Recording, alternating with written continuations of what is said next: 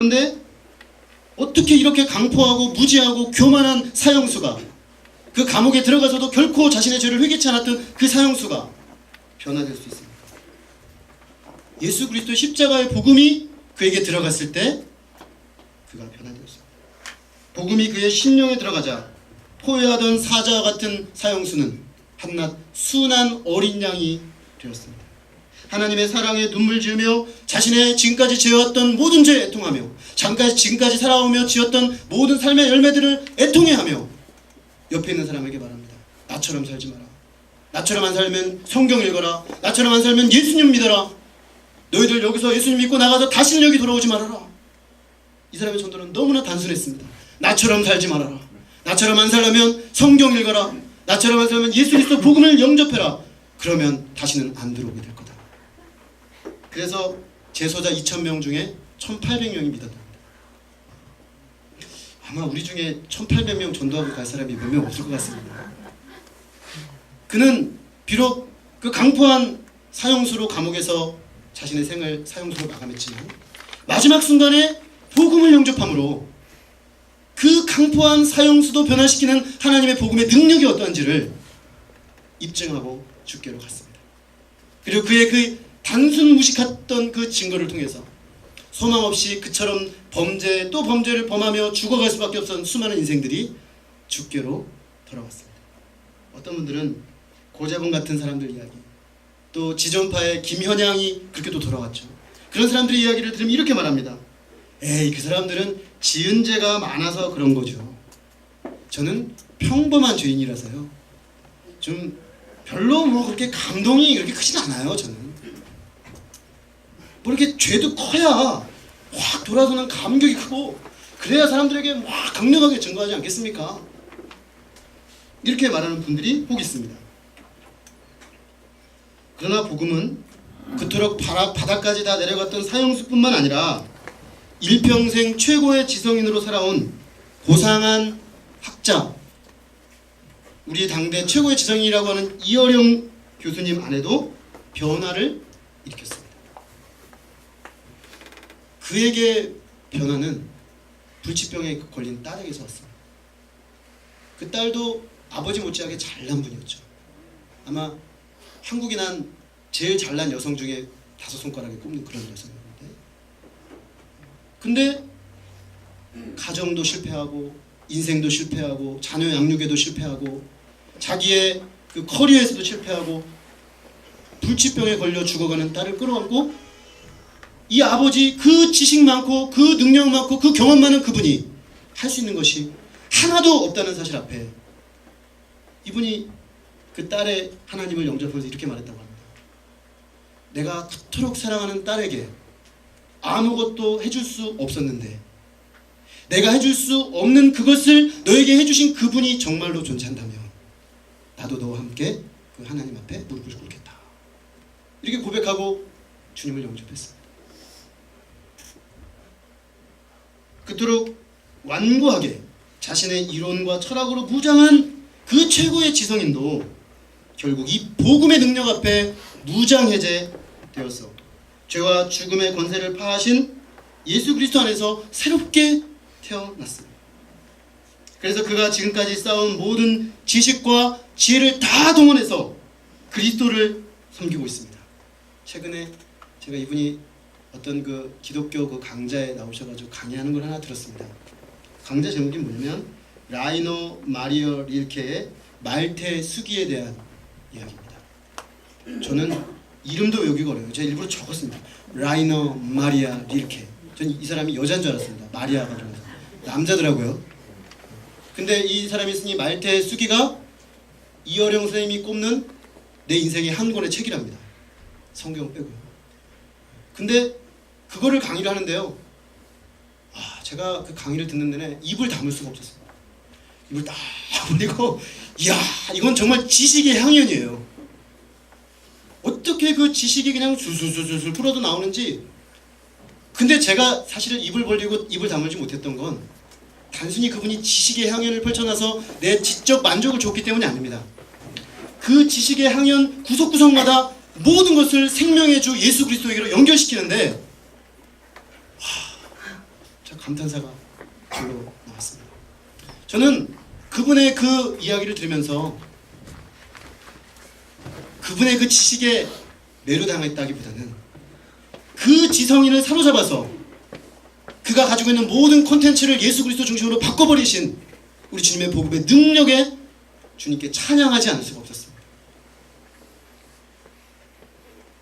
이 복음은 단지 함부로 막 살다가 어느 순간 확 돌아왔던 그 낮은 곳에 있었던 고재봉뿐만 아니라 세상에 가장 그 큰 지식의 정점에 있었던 그분까지도 변화시키는 능력이라는 것입니다.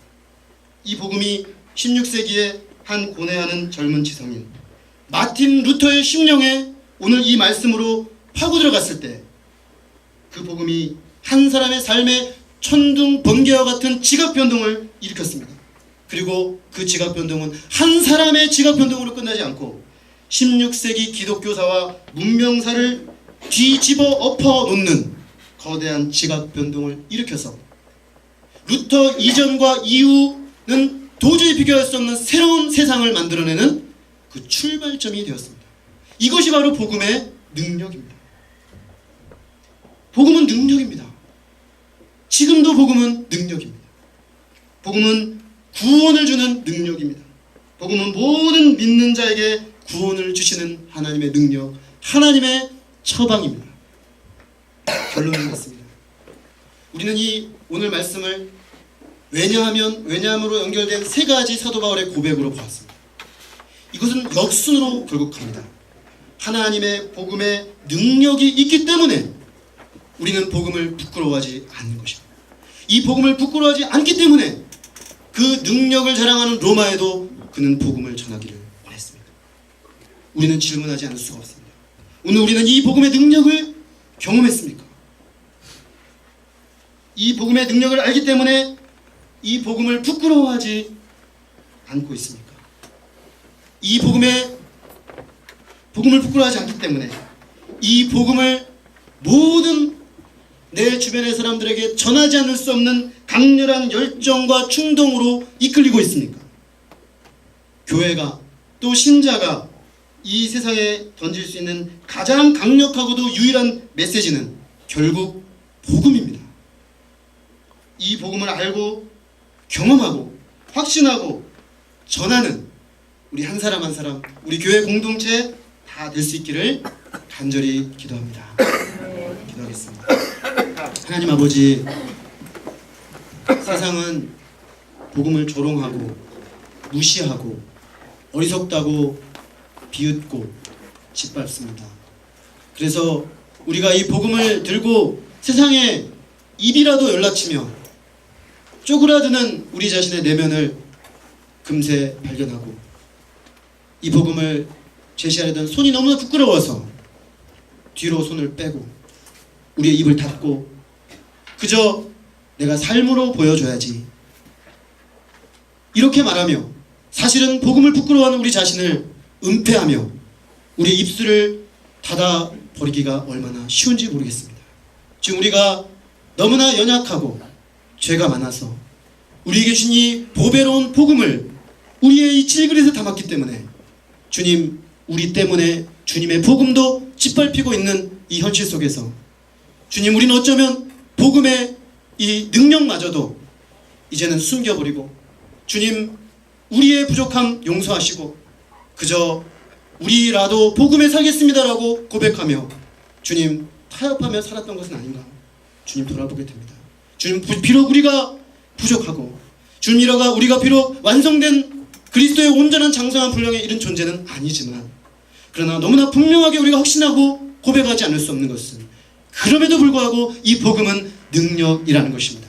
이 복음은 우리를 하나님 앞에 세울 수 있는 유일한 능력이고 그 강포한 살인자 고재봉을 변화시킨 능력이고 세상의 모든 지식으로 무장하고 어떤 것도 파고 들어갈 수 없는 것처럼 보였던 한 지성인을 변화시킨 것도 바로 이 복음의 능력입니다.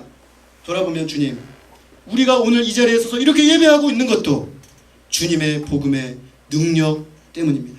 우리가 얼마나 무지했고 우리가 얼마나 교만했고 아버지, 우리가 얼마나 완악한 자들이었는데 얼마나 소망 없는 죄인들이었는데 주께서 그 복음으로 우리의 마음을 녹이시고 변화시키셔서 이제는 예배자요 하나님의 나라 권세를 선포하는 하나님의 백성으로 살고 있으니 이 얼마나 놀라운 하나님의 복음의 능력입니까?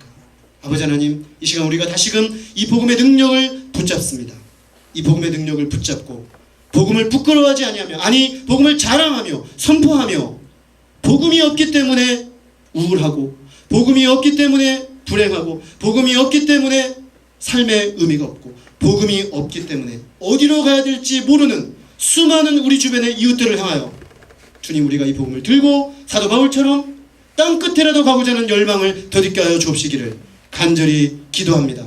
아버지 하나님, 이 복음이 다시 우리가 경험되어지기를 원하오니 하나님의 말씀 앞에 신령 중심에 다시금 이 복음이 살아서 아주 우리가 복음으로 꿈꾸고 복음으로 살고 복음으로 죽으며 아버지 복음이 우리의 피가 되기까지 우리의 심령을 흘러내리는 능력되게 역사해 주시기를 간절히 기도합니다. 주께서 주신 귀한 말씀이 우리 심령을 새롭게 하고 주 앞에 세우는 모든 은혜를 감사합니다. 종은 예수 그리스도 이름으로 기도했습니다. 아멘.